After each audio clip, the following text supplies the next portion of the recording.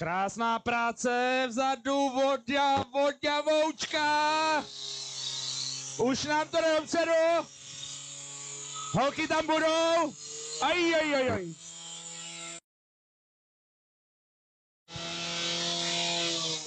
Tak v nepravou chvíli bych řekl, že to sluníčko se nám opřelo do očiček a vytvořil se nám tam díky tomu odrazu takový mrak.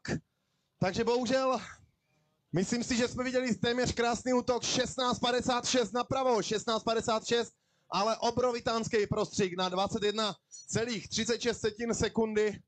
To jsem zvědavý, jestli to holkám bude stačit na ten postup nebo ne. Teď je těžko něco odhadovat. Tak, ale my půjdeme dále. Krásná vez na základně číslo 1. Vypadají kluci, že už mají nastartováno. Na koši Máťa, Jéňa na náběru, stroj Véna, Honzík na bečkách, Dancek na rozdělovači, pravý proudák Dědek a na levém proudu je Michael. Kluci vstávali v 5 ráno a doufají,